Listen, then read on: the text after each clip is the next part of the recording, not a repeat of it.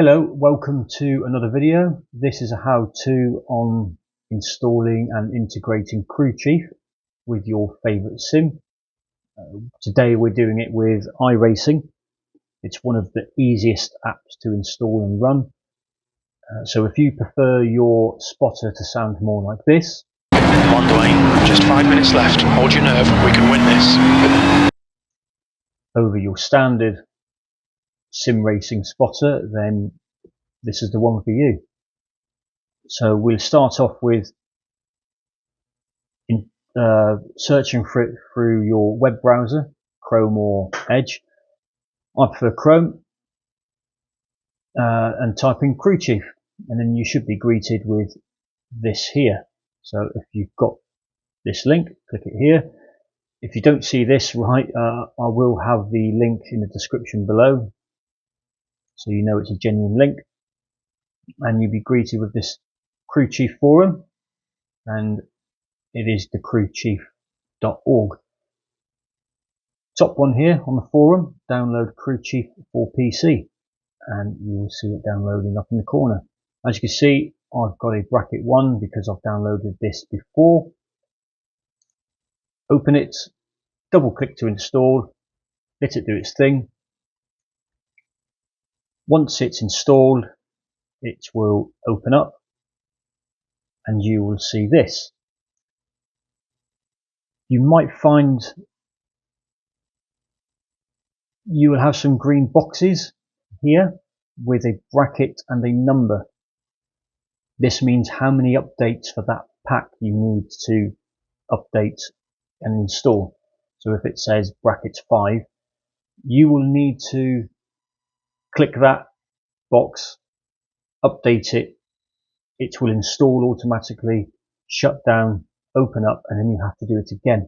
It won't do all 5 in succession automatically, you have to do them individually for some reason. So the first time you do this, it could take a while. If you don't see any of that, click down here where it says force update check, and then you'll basically force an update. Select your game, which is here. So for me, I've got iRacing, and then press start Crew Chief.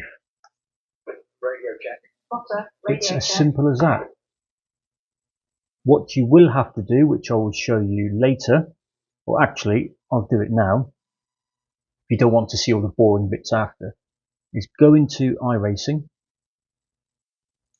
test drive, because what will happen now, you will press start Crew Chief, run it, running, and then you'll have Jim in your ear, you'll have possibly your other spotter in your ear, and the standard iRacing spotter in your ear as well. So you'll have 3 people talking over each other, or one doesn't fire up talk, it confuses things. So apart from just installing and pressing start, you do have to disable the spotter in iRacing.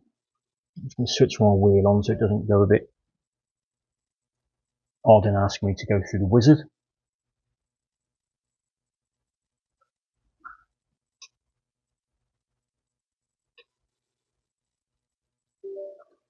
So go over to here to options.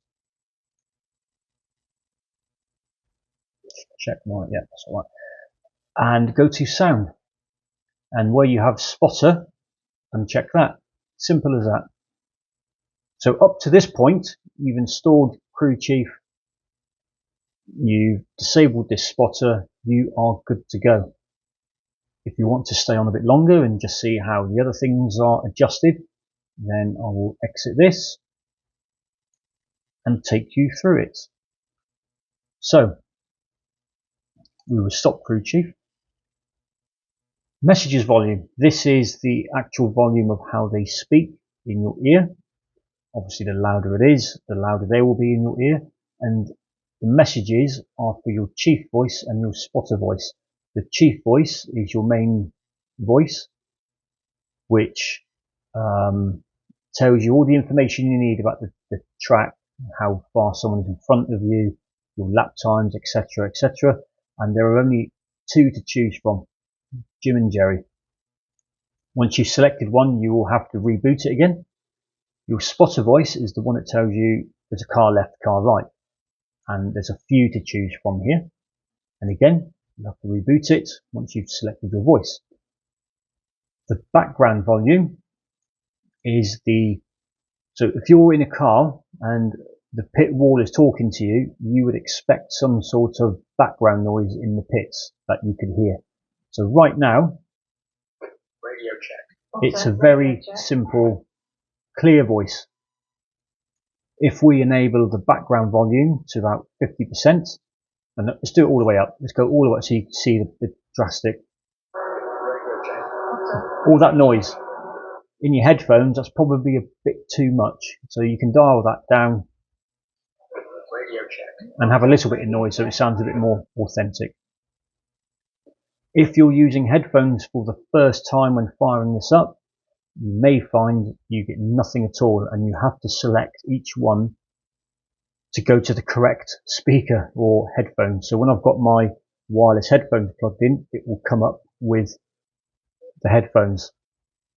I think after you've done it the first time and it detects your headphones are in, it will default back to headphones straight away. So just be mindful, if you set this up, you put your headphones on and it's not working, this is telling it to go to your speaker, your monitor. Check this first. After that, you might want to find out if your name's on here. So my name is Dwayne. Mine's spelled completely different. Mine's D-U-A-N-E, but there's nothing there, so I had to find the closest. You will probably find it won't show me because it's already been selected, but this will usually be all blank, completely blank. What you have to do is put your name in there. So for me, because my name was spelled different, I decided to try typing in the American version, press search, and there it is. You can have, let's say John, put J-O, and there's all sorts. Jock, is there a John? There is. So sometimes you have to put a bit more than the first couple of letters, so it's not quite that great. Have a play around, you might be able to find your name, and then you can test it. Joanna. As simple as that. Once you've selected what you like, press select, and that will be your name from now on. And then last of all, for what I use, there's some other bits down here where you can actually talk to your spotter by mapping a button. I don't use any of this. I'm not racing those types of races for me to use that yet, but I can add that later on. But properties, this will give you a whole load of options to mess around with. So scroll down and literally just read through. It's self-explanatory what they are, and check and uncheck what you want to listen to. The main ones that you might be interested in is around here, where it's the frequency of how often you get updates, and this is measured in laps, etc., and they're all individually labeled out to how you want them, as well as the updates. As soon as you've passed someone, if you're stuck in the same position, he will update you every 2 laps, 3 laps, yada yada. It depends on what you've got written on here or what you've got selected. What else? There's some other ones I haven't got. If you do silence it, you can get important messages played to you, which overrides that function. What else is there? There's a couple that might be interesting. You might need PSI if you work in pounds per square inch rather than what's the other bar. You can minimize to tray if you want this minimized. Another one that's quite handy is enable pit speed limit warning. So as you're approaching, he'll say don't forget your limiter, because if you turn off your spotter on iRacing, I think this is default, you get that prompt to say put your limiter on. there is another, here we go. So for the UK, it's a bit different because we're a mixture of metric and imperial. We use Celsius, centimeters, meters, but we use miles per hour. We have a mixture of everything because years and years ago we transferred from imperial to metric. So for those in everywhere else in the world, you can either check or uncheck that. For us in the UK, you've just got to check it to whatever you use the most. So I've got used metric at the moment because most of mine will be in metric for when he feeds back. And there's another one underneath, use sweary messages. So Jim will tell you to pull your finger out unpolitely if you are not pulling your weight. So if you want those types of messages, by default they are off. So you might want to, if you're over 18, put that on. There's a whole load of other settings here. I don't use them.